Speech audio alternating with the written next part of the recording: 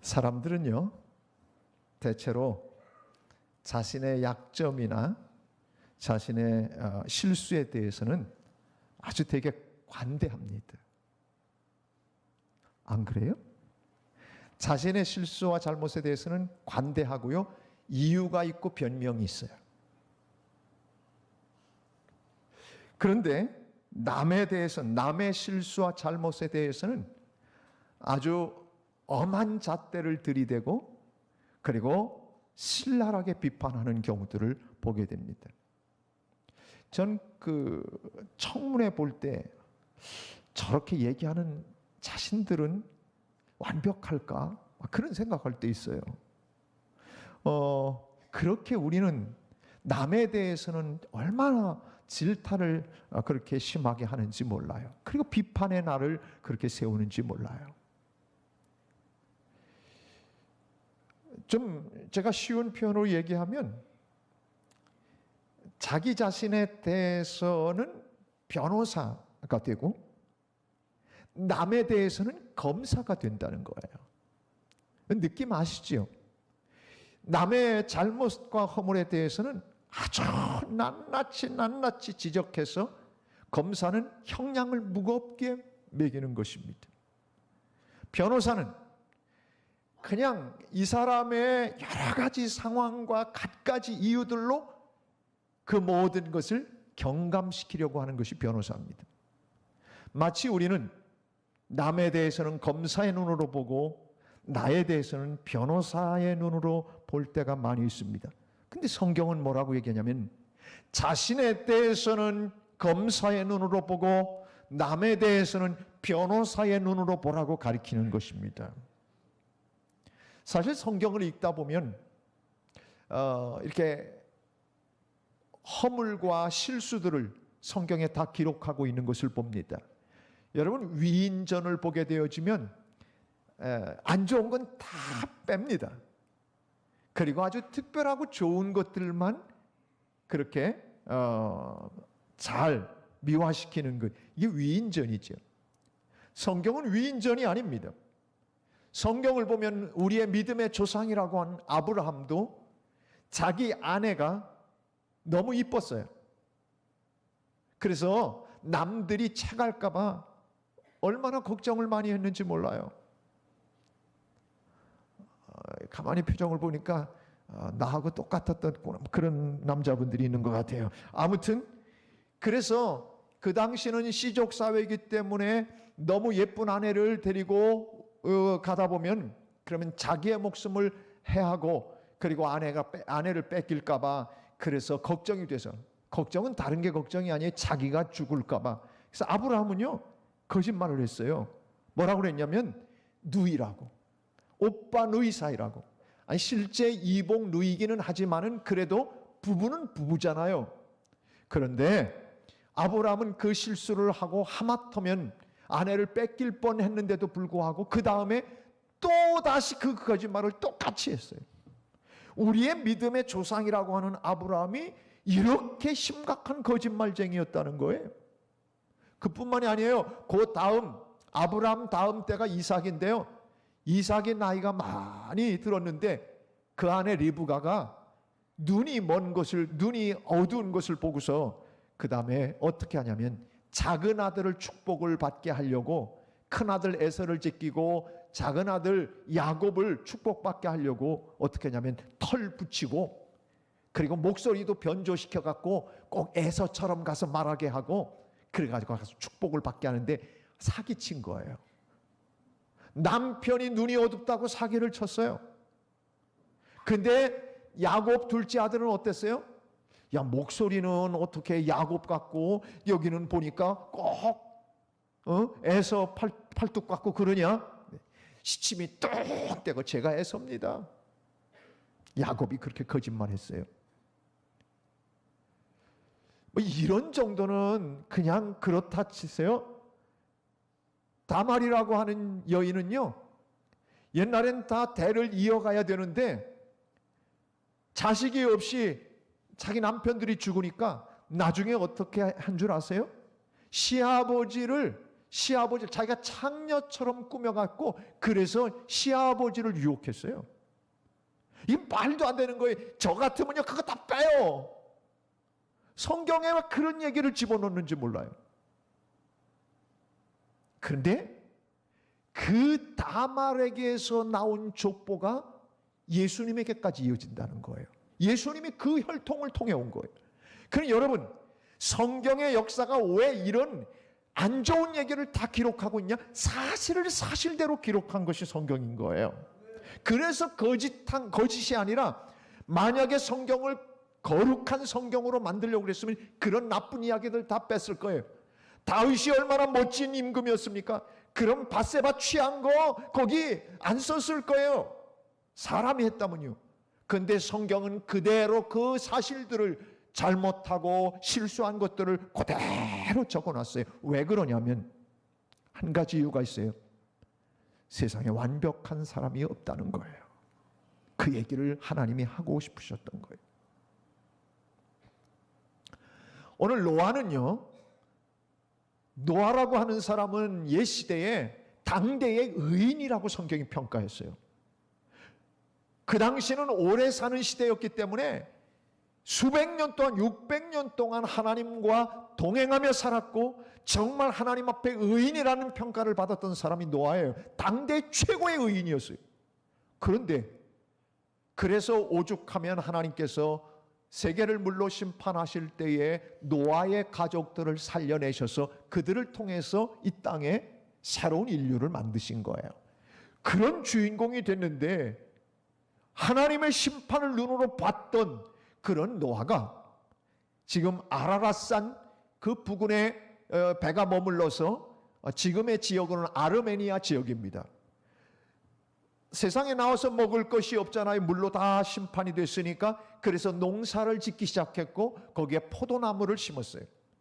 포도나무의 열매에서 포도즙을 얻었고 두다 보니까 발효가 돼서 포도주가 되죠. 그런데 먹어보니까 맛이 괜찮더라는 거예요. 자꾸 먹다 보니까 어느 날 취해버린 거예요. 그래서 벌거벗고 자기가 벗은 줄도 모르고 드러넣어서 하체를 드러내고 그러고 집에 있었다는 겁니다. 여러분, 오늘 성경은 당대의 의인이었던 노아도 이렇게 실수를 했다는 사실을 적나라하게 그대로 적고 있습니다. 하나님이 하시고 싶은 이야기는 이겁니다. 이 땅에 의인은 없나니 하나도 없다라고 하는 거예요. 기분 나빠하실 줄 알았어요. 의인은 없나니 하나도 없다. 로마서 3장 10절 말씀이에요. 그런데 여러분 항변하고 싶죠? 그래도 나는 하나님 앞에서 나는 그래도 괜찮은 사람입니다 라고 여러분이 얘기하고 싶어도 성경은 그렇게 말하지 않습니다. 의인은 없나니 하나도 없다. 그 하나도 속에 나는 거기서 예외가 되고 싶습니까? 아무도 예외가 없습니다. 당대의 의인이라고 평가받았던 노아도 결국 이런 허물과 실수를 범하게 됩니다. 그 술 먹고 빨개 벗고 잤다는 게 뭐가 허물이냐? 여러분, 옛날 그 시대는 아비의 하체를 볼 수 없는 시대였고 하체가 드러나는 대로 성전 계단을 오를 수 없는 것이 성경의 진리였어요. 그만큼 엄하게 존경과 사랑과 예의를 지키는 그런 분위기였는데, 그런데 여러분 보십시오. 아버지가 술 취해갖고 다 벗고 자는 거예요. 오늘 이 실수를 하고 있는 노아, 그렇게 완벽했을 것 같은 하나님과 동행하며 살았던 노아마저도 이런 실수를 한다고 하는 것은, 성경이 강조하는 것은 모든 사람이 다 죄인이라는 이야기예요.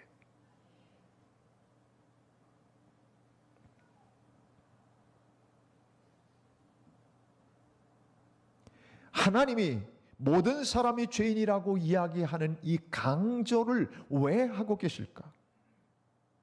그래서 우리는 이런 거예요. 사람 위에 사람 없고 사람 밑에 사람이 없는 거예요. 교회라고 하는 공동체는 하나님께 구원을 받는 우리는 어느 누구든지 다 우리 교회는 이런 사람 저런 사람 다 와서 하나님의 은혜를 누려야 하는 곳이 하나님의 교회예요. 공부 많이 한 분도 있어요. 여기 박사학위를 가진 분도 많아요. 사회에서 유명했던 분들도 많아요. 그러나 그냥 그럭저럭 살아온 인생들도 있어요. 우리는 함께 모두가 다 어우러져 하나님의 은혜를 누리고 하나님 앞에서 모두가 평등함을 누리고 살아가는 것이 교회라고 하는 공동체예요. 그래서 우리는 내가 의인이라고 하는 착각을 갖기 시작하면 거기에 문제가 생긴다는 것을 우리는 알아야 합니다. 의인은 없나니 하나도 없는 겁니다. 너도 죄인이고 나도 죄인이고, 다만 성경은 의인은 없지만은 예수 그리스도의 보혈로 말미암아 우리를 의롭다고 하셨다고 성경은 말합니다. 예수를 오래 믿다 보면 착각하는 경향이 생깁니다. 뭐냐면 나는 굉장한 의인인 것처럼 생각하는 거예요. 엄청나게 자기 수준은 올라와 있다고 생각하는 거예요. 아니요. 당대 완전했던 최고의 사람 이 노아도 결국 하나님 앞에서 완벽하지 못했던 이 부분들을 하나님은 적어놓고 계신 거예요. 완벽하다고 생각했던 사람도 어느 순간에는 완벽할 수 없는 나약함을 갖는 거, 그것이 우리 인생인데, 사랑하는 여러분, 그래서 교회는, 모든 교인들은 요즘 이제 선글라스를 자꾸 이제 쓰는 시기가 됐어요. 저는요, 저한테는 선글라스가 색깔이 다른 선글라스가 두 개가 있어요. 하나는 브라운 계통이에요. 그는 먼저 본 교회에서 제가 부목사일 때 푸조라고 하는 아주 좋은 메이커를 하던 딜러 권사님이 계셨어요. 그분이 자기 회사에서 나온 거라고 준 게 있어요. 이따만해요. 근데 브라운이에요. 그걸 끼고 있으면요, 뭔가 흐리멍텅한 느낌이 들어요. 한 2년 전에 어느 권사님이 저한테 맑은 눈 안경원에서, 맑은 눈 안경원은 우리 김수정 권사님의 안경원이에요. 근데 거기 갔는데 저한테 선물을 해줬어요. 뭐냐면 푸른색, 이 녹색 계통이에요. 그걸 끼면요, 세상이 다 녹색으로 보여요. 뭘 끼고 있느냐에 따라서 우리는 세상을 보는 색깔이 달라지는 거예요. 제가 오늘 여러분에게 영적인 선글라스를 하나 선물하려고 합니다. 받기 싫은 분은 받지 마십시오. 여러분에게 제가 오늘 선글라스를 드립니다. 무슨 선글라스? 은혜의 선글라스입니다. 사랑의 선글라스입니다. 내가 완벽할 수 없기 때문에 하나님께서 나를 은혜의 눈으로 보셔서 구원의 자리에 이른 것처럼, 여러분의 눈에도 이 은혜의 안경을 쓰고 다른 사람들을 볼 수 있어야 하나님과 비슷하고 하나님과 닮아가는 하나님의 가족이지 않겠습니까? 사랑하는 여러분, 오늘 이 시간 여러분에게 영적으로 제가 선글라스를 다 선물했습니다. 4층도 제가 선물합니다. 4층도. 네. 잠옷실까지 제가 드립니다. 네. 성가대는 물론이고요. 여러분의 눈에 은혜의 안경을 쓰시길 바랍니다. 은혜의 안경을 쓰고 있으면 다 은혜스럽게 보입니다. 다 은혜스럽게 보입니다. 이것이 바로 그리스도인들이 써야 할 안경입니다. 자기가 오래 예수 믿고 자기가 오랫동안 신앙생활했다고 나는 굉장한 의인의 반열에 오른 것처럼 착각하면 안 됩니다. 그건 착각입니다. 물론 착각은 자유이죠. 근데 여러분, 성경을 보면 예수님께서 그렇게 착각하고 살았던 사람들을 얼마나 욕하시는지 모릅니다. 나는 스스로 굉장히 말씀을 잘 지킨다고 그렇게 살았던 사람들이 바로 바리새인입니다. 그리고 하나님의 말씀을 기록하고 보존하는 일을 했던 사람들이 서기관입니다. 서기관과 바리새인들 스스로, 여러분이 바리새인들은 스스로가 분리자입니다. 이 바리새라고 하는 뜻은 분리자라고 하는 뜻이에요. 다른 사람과 다르다 나는, 이런 의식을 갖고 있었던 바리새인들인데 예수님께서 그들을 향해 뭐라고 하신 줄 아십니까? 이 회칠한 무덤 같으니라. 그리고 예수님이 그들이 얼마나 사람들 앞에서 나는 일주일에 2번씩 금식합니다. 일주일에 2번씩. 그리고 나는 박하와 회양에 11조를 드립니다. 이여손교회가 쑥을 며칠 전에 뜯어가지고 떡을 해서 팔았어요. 쑥을 가서 뜯은 다음에 교회에 11조로 내놓으신 사람 있습니까? 없잖아요. 다 먹어버렸지. 그리고 다 팔았어요. 팔아서 다 교회에 바치려고 했으니까 다 그건 긍정적인 거예요. 그런데 박하 회양이라고 하는 것이 나물이에요. 식물이에요. 그것조차도 하나님 앞에 정확하게 11조를 떼었던 사람들이에요. 이러니 법에 걸리지 않을 정도로 철저했던 사람들입니다. 그런데 예수님은 그들 보고 뭐라고 하냐면 회칠한 무덤이라는 거예요. 겉은 깨끗하게 하얀색으로 다 칠해놨는데 속은 썩는다고 예수님께서 지적하셨어요. 그리고 나중에는 뭐라고 하신 줄 아세요? 예수님 욕쟁이 아니세요. 근데 딱 이 사람들한테만 욕했어요. 독사의 새끼들, 이렇게 얘기하셨어요. 그러니까 스스로를 의롭다고 여기는 사람은, 그거는 스스로를 괜찮다고 생각하는 사람들은 정말 복음하고는 반대로 가는 사람이에요. 늘 하나님 앞에서 부족하고 나의 나약함 때문에 자기 자신을 들여다보며 검사의 눈으로 이렇게 살면 안 되지, 하나님 앞에 체크하면서 말씀으로 체크하며 신실하게, 그리고 다른 사람들도 똑같이 다 귀한 사람들이라 생각하고 사랑하고 이해하고 그러면 품으면서 살아가는 사람들이 되어야 이게 사랑의 안경, 은혜의 안경을 쓴 사람들의 모습이라 그 말입니다.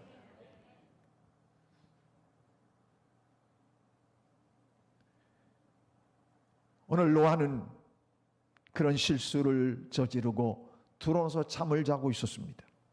그때에 막내 아들 함이 아버지가 들어누워 있는 그 광경을 보게 됩니다. 광경을 보고 그리고는 한참을 들여다봤습니다. 여러분, 요즘이야 아버지가 아들 데리고 목욕탕 가는 거, 하체를 보여주고 사는 거 요즘은 흉어물 되지 않는 시대예요. 근데 옛날에는 안 그랬어요. 아버지에 대해서는 존경과 사랑으로 감히 그렇게 못하는 그런 시대에 살고 있었어요. 그런데 이 막내 아들, 원래 막내가 버르장머리가 좀 죄송합니다, 막내들이 있으면 그렇다고 옛날부터 얘기를 했잖아요. 근데 함이 막내였어요. 그런데 아버지를 사랑과 존경으로 그렇게 아버지가 허물을 그렇게 보여주면 얼른 감추고 덮고 이랬어야 되는데 그런 문제가 안 생기죠. 그런데 오늘 22절을 보면 어떻게 얘기하고 있냐면 22절에 보면 가나안의 아버지 함이 그의 아버지의 하체를 보고, 이 보고라고 하는 단어는 어떤 단어냐면 원어 자체가 라라고 하는 뜻이에요. 라라고 하는 이 단어는 무슨 얘기냐면 계속 봤다는 거예요. 계속 아버지의 허물과 실수를 계속 보고 있었다는 거예요. 그리고 밖으로 나가서 그의 두 형제 셈과 야벳에게 알렸다는 거예요. 안 알려도 될 문제예요. 자기가 얼른 덮어주면 될 걸, 말 안 하면 될 거를 가가지고 얘기를 했는데, 알렸다고 하는 이 단어는요, 또 원어가 어떤 단어인 줄 아십니까? 이 단어는요 나가드라고 하는 단어인데, 이건 누설하다, 그리고 자세히 설명하다, 그런 뜻입니다. 그러니까 아버지의 그 광경을 보고 가가지고는 형들한테 아주 자세하게 총망라해서 그 광경을 아주 신나게 그렇게 얘기했다는 거예요. 이게 잘못인 거예요. 아버지의 실수를 봤으면 덮었어야 되는데, 그리고 얼른 지나갔어야 되는데, 그게 아니고 그 허물을 들춰내고 자세히 설명하고 신이 나서 얘기했다는 거예요. 이게 바로 잘못된 거예요. 아버지에 대한 사랑과 존경이 없었다는 거예요. 술을 깨고 나니까 여러분 어떻게 됐습니까? 그 사실들을 다 알게 됩니다. 노아가 평소에 이 함이 아버지에 대한 존경도 없었고, 평소에 주석학자들은, 제가 주석을 들여다보니까 이 함이라고 하는 아들이 원래 싸가지가 없었다. 제 표현을 제가 좀 요즘 말로 표현을 바꾸면 원래가 그렇게, 그러니까 여러분 보세요. 함의 아들이 누굽니까? 가나안입니다. 여러분, 이 가나안이라고 하는 족속들이 어디서부터 여기서도 갈라져서 결국은 가나안 땅을 차지했고, 이 가나안 족속들이 나중에 가서는 저주를 받고 이스라엘 백성들에 의해서 다 점령을 당하게 되는 것이 가나안 족속의 운명이 됩니다. 바로 함이 그 밑에 내려가면 손자가 가나안이 되어지는, 함이 아들이고 손자가 가나안이 되어지는 그 족보가 여기 나오고 있습니다. 술에서 깬 아버지 노아가 함이 한 소행을 알고 그리고 나서 저주를 퍼붓습니다. 내가 낳은 아들을 저주하고 싶은 아버지? 여러분, 노아가 완벽했던 사람인데도 어쩜 자기가 원인 제공을 했잖아요. 아버지 자기가 실수했잖아요. 그런데 실수는 자기가 해놓고 저주는 누구한테 퍼붓냐면 막내한테 지금 퍼붓는 거예요. 나는 이 본문을 보면 참 가슴 아픈 가족이구나, 슬픈 이야기구나. 자기 막내를 저주하고 싶은 아버지가 누가 있겠습니까? 눈에 넣어도 아프지 않을 이 막내를 어떻게 이렇게 저주할 수 있을까? 오늘 성경의 맥락과 함께 흘러가는 이야기는 아버지의 권위에 대해서 존경하지 않는 자는 하나님께도 존경하지 않는 거예요. 이것은 어느 공동체든지 다 마찬가지입니다. 교회 공동체는 여러분, 주의 종들을 여러분들이 존귀히 여겨주는 것은, 여러분들이 완벽하지 않아도 여러분들이 목사를 비롯해서 주의 종들을 잘 섬겨주는 것은 절대 하나님이 그걸 갖고 뭐라고 하지 않으십니다. 천주교의 신부들이 문제가 없는 것이 아니잖아요. 그런데 그들은 젊어도 갓파더, 그래서 그들을 신부로, 그래서 하나님의 사람으로 구별해서 그들은 신부를 대합니다. 오늘날 기독교가 욕을 얻어먹는 것은 목사들이 뭔가 허물이 있으면 아주 동네방네 다 떠들어대요.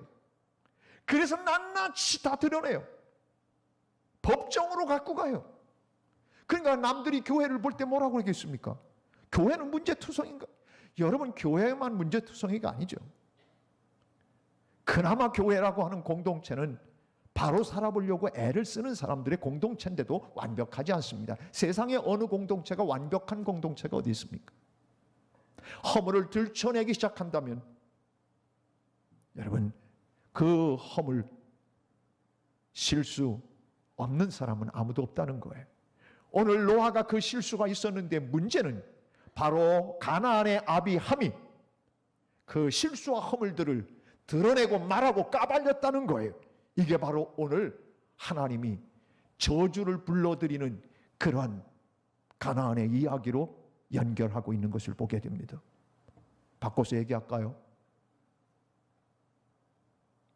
오늘 우리도 저주를 받는 사람은 하나님이 싫어하는 사람이에요. 어떤 사람 저주받습니까? 남의 이야기 많이 하는 사람, 남의 허물을 들춰내는 사람, 비난을 일삼는 사람, 이 사람은 하나님으로부터 징계를 각오해야 합니다. 좀 무섭죠? 그러면 제가 표정을 편하게 하고 그리고 이제 얘기하겠습니다. 가나안은 그랬다 칩시다. 그런데 셈과 야벳은 어떻게 했습니까? 그 형제들이 그 얘기를 듣고서는 뒷걸음질 쳐서 23절에 그거 나옵니다. 셈과 야벳이 옷을 가져다가 자기들의 어깨에 메고 직접 들어가지 않았어요. 아비의 하체를 보지 않으려고. 그거 불경이기 때문에 그렇게 할 수 없어서 뒷걸음질 쳐서 가서 아버지 하체를 덮고 고개를 돌려 보지 않고 그리고 나왔다는 거예요.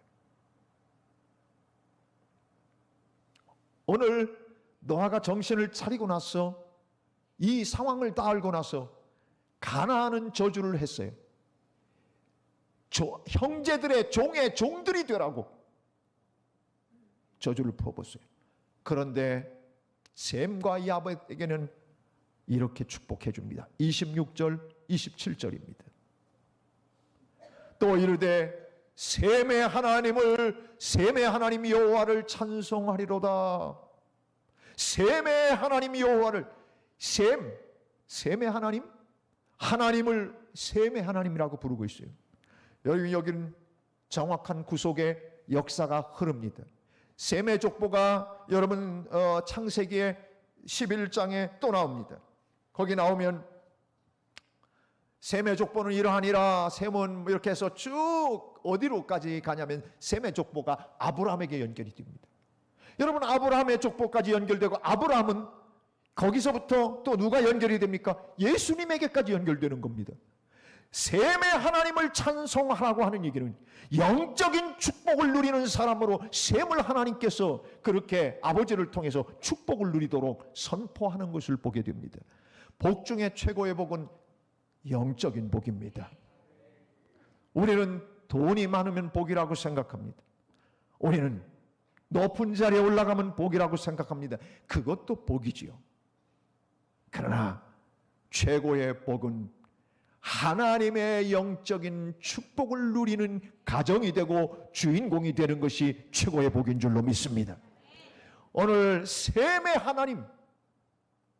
하나님을, 여호와 하나님을 어떻게 표현합니까? 셈의 하나님. 바꿔서 얘기해 봅시다. 헌선이의 하나님, 얼마나 멋있습니까? 여러분, 이 영적인 축복이 여러분의 복이 되길 주의 이름으로 축복합니다. 다른 사람의 하나님이라고 말하는 것이 아니라 바로 나의 하나님이라는 그 고백, 바로 그 가문을 통해, 그 후예들을 통해서 예수 그리스도가 오고 영적인 구원의 역사를 이루어 갔습니다. 야벳은 어떻게 됐습니까? 야벳은 확장되다 그런 뜻인데, 오늘 야벳은 유럽인들을 얘기합니다. 유럽인들의 조상이 야벳인데 결국 그들은 강성한 그대로 축복을 받고 오늘도 유럽은 강대한 나라들을 이루어가고 있는 이 축복을 야벳의 후예들이 누립니다. 축복과 저주 무엇으로 나뉘어졌습니까? 까발렸느냐 덮어줬느냐 두 가지 가지고 여러분 오늘 축복과 저주가 갈려졌습니다. 하나님은 우리의 죄를 까발리시는 분이 아니십니다. 언제나 우리의 실수와 허물을 덮어주시는 하나님이십니다. 여러분 자녀들을 키우면서 어떻겠습니까? 내 자녀들의 허물을 막 들춰내가지고 동네방네 소문내는 그런 엄마 아빠 있습니까? 없습니다. 듣다 보면 막 허물을 얘기하는 것 같더니 어느 순간 칭찬하고 있는 걸 봅니다. 다 그런 거예요. 왜 그렇습니까? 자녀들을 키우면서 내 아들과 내 딸에 대해서 그 허물을 축소시킵니다. 웬만하면 덮어줍니다. 왜 그럴까요? 그 안에 진정한 사랑이 있기 때문입니다. 지난 목요일 제가 하는 성경 공부반에서 성막을 그 사진으로 우리가 봤어요. 성막에 보면 성소가 있고 휘장이 쳐서 못 들어가는 지성소가 있어요. 지성소는 휘장이 있어서 못 들어가는데 1년에 한 차례 대제사장이 온 이스라엘 백성들의 죄를 사하기 위해서 휘장을 열고 들어가는 것이 1년에 딱 한 번 대속죄일에 들어가는 거예요. 대속죄일에 들어갈 때 자기를 위해서도 다 제물을 드리고 하나님 앞에 허물을 용서받고 들어가는 그것이 규례로 되어 있어요. 그런데 들어가 보면 지성소에 뭐가 있냐면 법궤 위에 시은좌가 있어요. 시은소라고도 하고 거기를 속죄소라고도 얘기해요. 대속죄일에 모든 이스라엘 백성들의 죄를 사하기 위해서 짐승의 피를 가지고 제사장이 들어가는 거예요. 지성소에 들어가서 그 법궤에 있는 속죄소 시은소에다가 뿌려요. 그 밑에는 법궤에 뭐가 들어가 있어요? 십계명 율법 돌판이 들어가 있어요. 보통 때 하나님의 말씀과 율법을 따라 살지 못한 이것이 잘못일 때는 하나님 앞에 늘 제물을 드려서 용서를 받아야 했어요. 그런데 1년에 딱 한 번 전체 용서하는 대속죄일에는 제사장들이 들어가 피를 뿌려요. 그 위에 피가 흥건해서, 다시 말해서 율법 말씀을 보겠다는 거 아니에요. 그 말씀 위에 있는 속죄소에, 시온소에, 은혜를 베푸는 그 장소에 피가 덮이면 우리 하나님께서 짐승의 피를 보고 그 밑에 있는 말씀과 말씀대로 살지 못한 우리의 잘못과 허물, 이스라엘 백성들의 허물을 보시지 않고 피를 보고 용서하시겠다는 것이 속죄소, 시온소의 의미예요. 하나님이 어떤 분이세요? 오늘 23절에 보면 두 아들이 가서 덮었다 그랬어요. 덮다라고 하는 단어는, 덮었다라고 하는 단어는 원래 히브리어로 카사라고 하는 단어예요. 아싸하고 비슷해요. 그런데요, 하나님은 우리를 카사하시는 분이에요. 우리의 허물을 보시는 것이 아니라, 실수를 보시는 것이 아니라 피를 보고 용서하시는 것이 우리 하나님의, 그래서 예수 그리스도의 피가 오늘 우리의 죄와 허물을 다 용서하시는 거예요. 예수님의 피를 보고 너희들의 잘못과 실수와 범죄를 내가 보는 것이 아니라 예수 그리스도를 믿고 너희들이 그 보혈에 그 피로 덮인 너희들의 그 죄와 허물을 내가 가리워 주노라, 덮어 주노라. 이것이 하나님의 법칙이라, 그 말 카사하시는 하나님이에요. 오늘 여러분, 그래서 하나님의 그 사랑을 늘 입고 사는 사람들은 우리도 역시 카사하며 살아야 돼요. 남의 허물을 들춰내고 말하고 한담하면서, 잠언서에 보면 남의 이야기를 많이 하고 다니는 한담하는 자는 사귀지도 말라 그랬어요. 그리고 잠언 17장 9절에는 허물을 덮어주는 자는 사랑을 구하는 자라고 그랬어요. 덮어주는 카사의 하나님이 우리 하나님인데, 들춰내고 이야기하고 여기저기 떠벌리고 그러는 것은 절대 하나님적이지 않고 신앙적이지 않고 복음적이지 않는 거예요. 이 세상엔 어느 누구도 완벽한 사람이 없어요. 우리의 부모도 마찬가지예요. 자식도 마찬가지예요. 행복한 가정은 어떤 가정일까요? 카사하는 가정이에요. 교회가 어떤 교회가 행복한 교회고 하나님이 기뻐하는 교회일까요? 카사하는 교회예요. 다른 사람의 허물을 들춰내는 것이 아니고 신나서 까발리고 여기저기 떠드는 것이 아니라 가리워주고 덮어주는 그 사랑, 이런 사람들을 우리 주님은 기뻐하시고 꼭 너 나 닮았구나, 내가 너를 정말 기뻐하노라고 말씀해 주실 거예요. 그리스도인들은 언제나 남의 허물을 덮어주는 것입니다. 그런 가정이, 그런 교회가 지상 천국이고 행복한 가정이 되는 것입니다. 교인들끼리도 은혜의 안경만 쓰십시오. 그리고 덮어주십시오. 웬만한 거 있으면 덮어주십시오. 말하고 싶으면 자크를 다세요.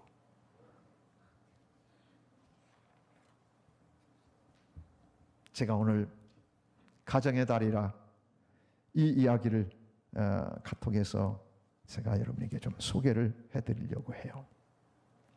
연어와 가물치입니다. 깊은 바다에 사는 어미 연어는 알을 낳은 후 한쪽을 지키고 앉아 있게 되는데, 이는 갓 부화되어 나온 새끼들이 아직 먹이를 찾을 줄 몰라 어미의 살코기에 의존해 성장할 수밖에 없기 때문입니다.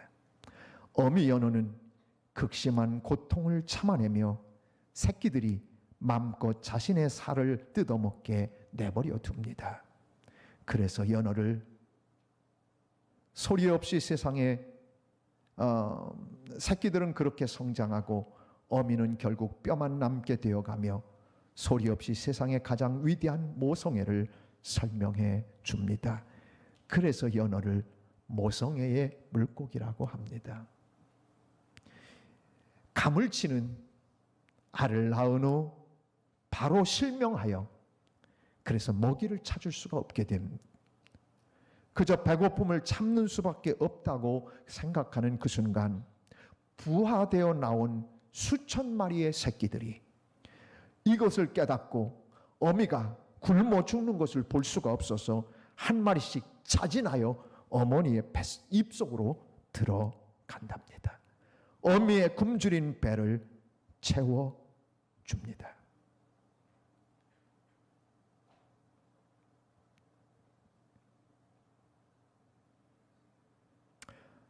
그렇게 새끼들의 희생에 의존하다 시간이 지나 어미가 눈을 뜰 때쯤이면 남은 새끼의 양은 10분의 1 정도밖에 남지 않는답니다.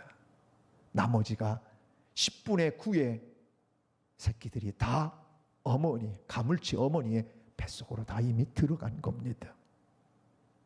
그래서 가물치를 효자 물고기라고 합니다.